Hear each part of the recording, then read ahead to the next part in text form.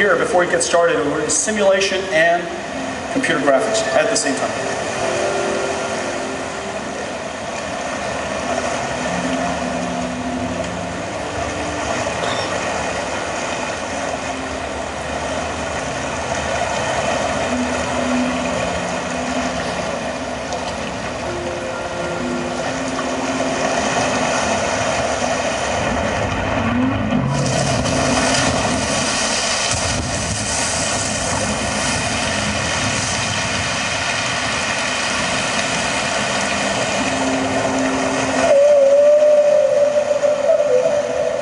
Now remember, first of all, what do you guys think, guys?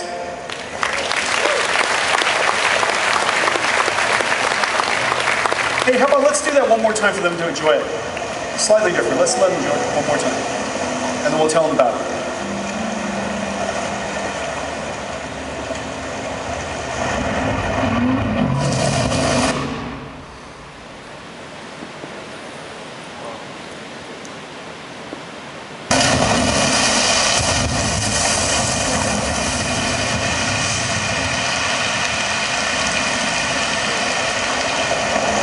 I think I got one up here. So first of all, the wave simulation stirs up the plankton in the ocean, which created that iridescence. There's all jellyfish all swimming naturally all by themselves. When the whale comes breaching out of the water, it generates, of course, the waves. The wave simulation kicks in. They're 2D grids, they're 3D grids, they're particle systems. They're mist generators and foam generators, and all of that done in real time. And as it lands, the wake pushes the raft around, and not to mention the computer graphics is just beautiful to look at. These guys did a great job. Thanks a lot, Jim.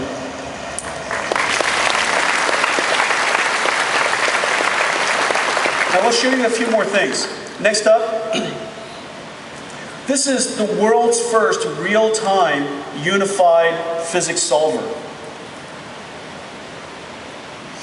Fluids, cloth, rigid bodies, all interacting together in a unified solver. Every single physics detail is coupled. One physics simulation affects another and all of the others around it. Okay, so all of the physical behaviors are coupled.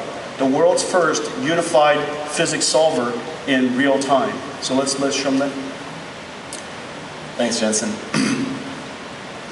So as Jensen said, this is what we call Flex. It's a fully unified solver where the fundamental building block is actually particles and all kinds of different materials and different kinds of objects with different properties are represented using particles. So here we have we're showing fluid interacting with rigid or solid objects. And so, Jim, this is a turbulent flow simulation, and it's kind of like the turbulent flow, that vortices that come off the wingtip of a plane. That's right. All the turbulent flow behind it. Exactly. So the turbulent flow is generated depending on the actual interaction of the fluid with the solid surface, and so vortices are then generated, and that it leaves this beautiful wake.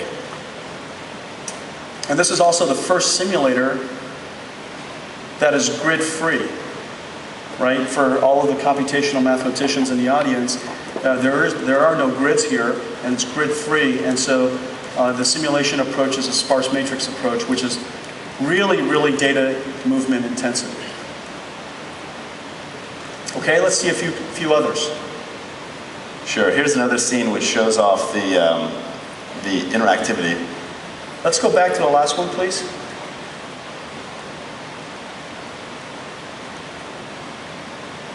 Here's a scene which shows off the interactivity of different types of materials like we talked about. So here we have a rigid hanging material that we can then emit particles into the scene, and there's full interaction between that rigid body and the fluid smoke. I can play with that, move it anywhere I want.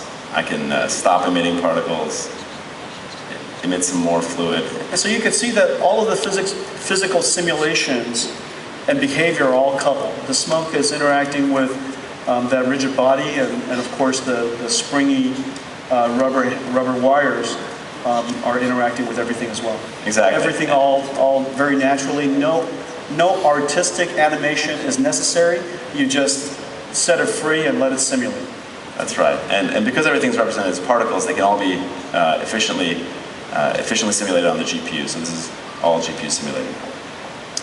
And so it takes something like a Titan Z, where we're doing the simulation on some of the GPUs, some of the CUDA cores, and of course the rendering, the computer graphics is also beautiful, is done by the other CUDA cores. Okay, let's take a look at another demo. So here's another nice scene which shows off both the beautiful fluid simulation and turbulence of this simulator, but also the ability for the actual the grid-free nature of the simulation. So typically we constrain simulations to grids because it makes it easier to simulate and balance the problem in a way that fits nicely on GPUs. But this is the first time we've done a simulation that's completely grid-free. Can you just imagine how naturally it is going to be for artists now to create video games and other content?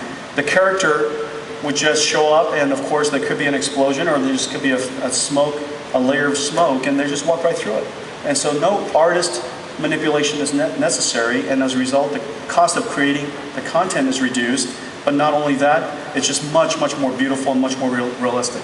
Okay, let's take a look at something that you just got a glimpse of. Fire is really beautiful. It's always something really cool to do.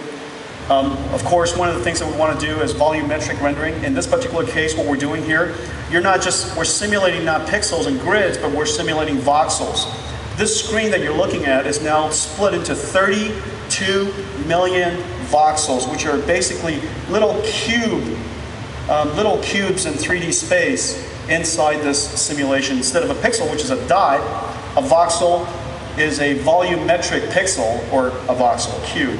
Each one of the cube contains information on the fuel, the amount of density, and the temperature. And if the temperature reaches a certain level, the fuel ignites.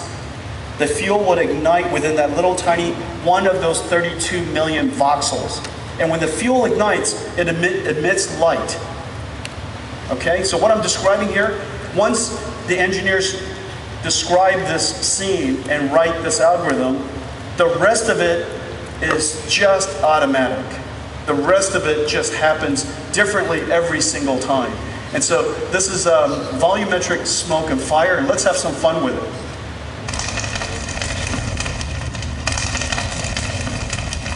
Every single one of those voxels are interacting with that sphere, and as it comes close, it lights the sphere wonderfully. Look at the way that the flame and the smoke wraps around the sphere so naturally.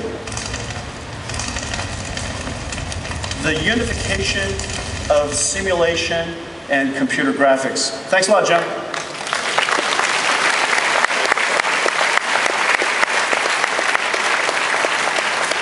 Well, we've got to put it all together for you guys and always show you something you've probably never seen before. This is the work from an amazing company called Epic. This is their next generation game engine called Unreal Engine 4. Unreal Engine 4 is the first game engine that has integrated our GameWorks physics and computer graphics libraries. So the scene that you're about to see is completely generated in real time. Thanks a lot. It's generated in real time. You're going to see cloth simulators, water simulators. Look at the way that the environment is destroyed. The destruction looks real. It is real. It's simulated. It's not like a hole is painted on top of that wall. The wall actually got destroyed. Okay? So real simulation, real destruction. And not only that, really violent and really, really beautiful. Okay, let's run it.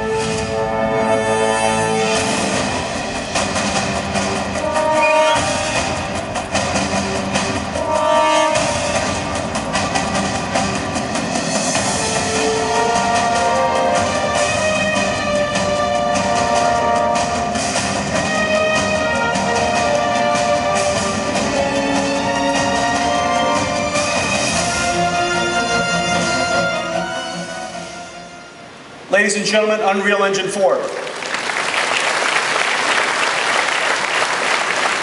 That, by the way, is why we have to build Titan Z. Well, just to show you that it's in fact real time, the lighting makes such a huge difference in how this works. Lighting is one of the most computationally intensive part of computer graphics, and the ability for your eye to pick up those subtle lighting shades is really quite remarkable. So let's take a look at it real quick. This is flat lighting, this is without lighting, this is just basically texture maps. And this is essentially what computer graphics used to look like. Of course, you would just make a texture map a little browner or a little redder, but it's flat like that. In fact, if you take a look at most video games today, on mobile devices and even on PCs, they tend to be flat-ish in the way that the lighting is done. Now turn on lighting, everything comes to life. And you add to it water simulators, particle simulators from the sparks, destruction simulators when the characters hit the wall. It just destroys all by itself because it knows how much force was applied to that wall, and as a result it would destroy appropriately. Doesn't matter where you hit the wall, it would destroy it as appropriate. Simulation and visualization coming together. This is the future of computer graphics, and you're looking at it, getting a first glimpse of it here with Unreal Engine 4 running on Titan Z. Thanks a lot, guys.